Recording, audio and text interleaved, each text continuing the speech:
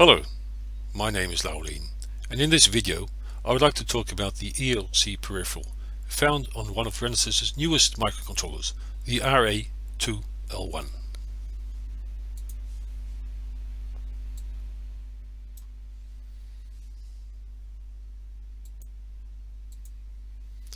In this block diagram we can see the RA2L1 group shown here on the right. The RA2L1 includes the ARM M23 CPU core with up to 48 MHz frequency. Operation from 1.6 to 5.5 volts, the RA2L1 is offered with flash sizes of 128 and 256 kilobytes. The RA2L1 includes many efficient and unique peripherals. This video will focus on the ELC peripheral. As I already highlighted in one of my earlier videos, the RA2L1 is packed with features. In this video I will detail box number 2, the innovative peripherals found on the RA series.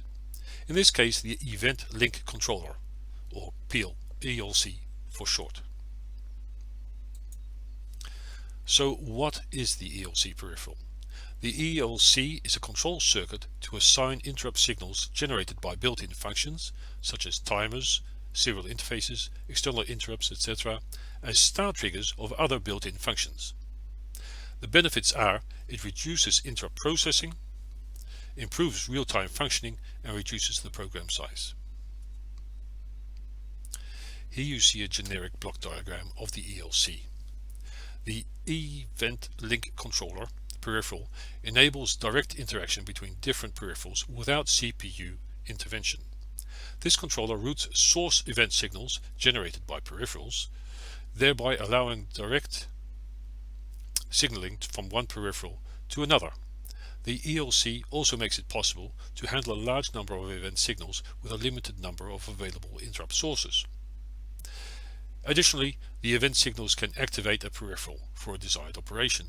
For example, start, stop, clear timer, up, down counting, trigger ADC and DAC conversion, and change state of GPIO, and issue an interrupt to the CPU.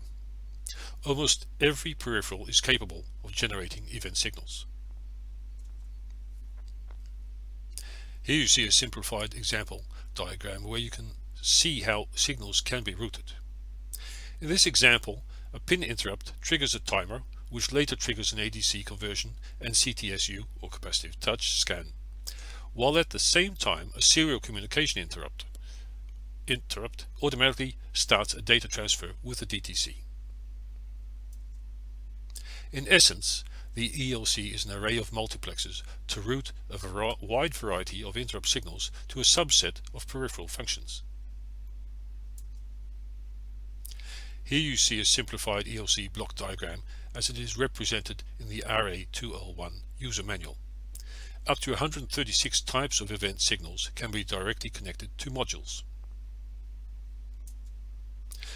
These 136 event signals are detailed and subdivided under different peripherals in the user manual.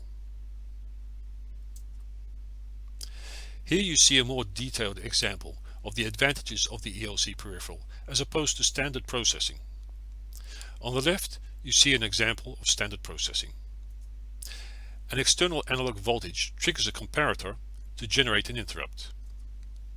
The interrupt controller routes this to the CPU, which starts an ISR, which in turn starts a timer. When this timer overflows, it also generates an interrupt that the interrupt controller routes to the CPU, which starts an ISR, which in turn starts an ADC conversion. When the conversion is complete, the ADC generates an interrupt which the interrupt controller routes to the CPU for further processing in an ISR. On the right you see the same routine being done with the ELC, thus reducing the number of interrupts that must be serviced by the CPU, reducing power consumption and improving real-time operation.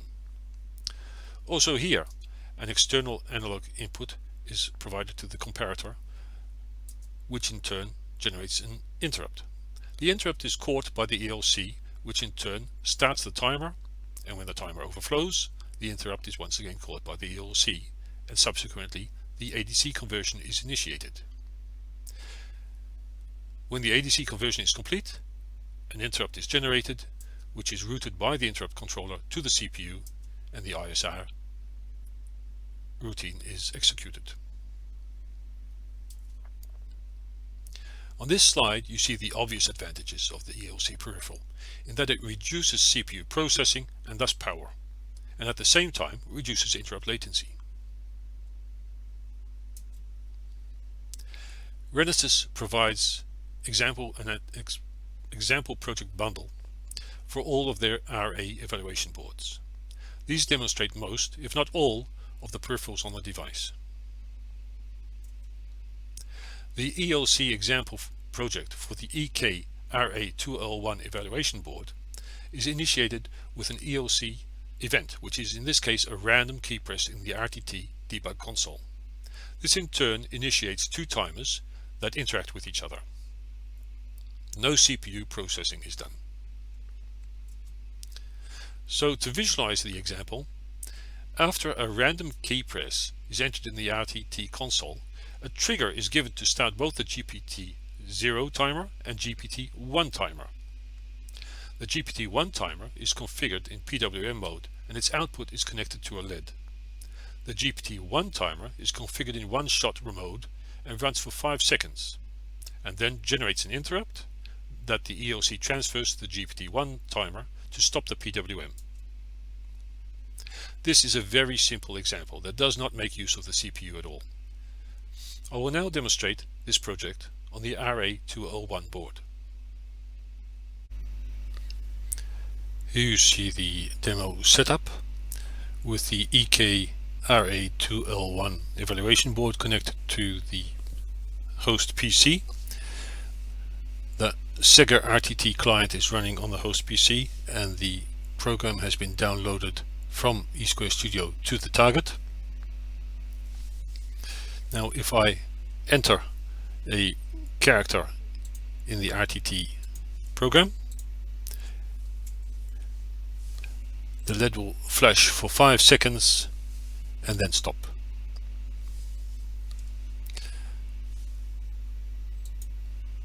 So entering a key in the RTT to the ELC starts the LED flashing for 5 seconds, and then when the GPT-0 timer overflows, it generates an interrupt which the ELC transfers to the GPT-1 to stop the flashing.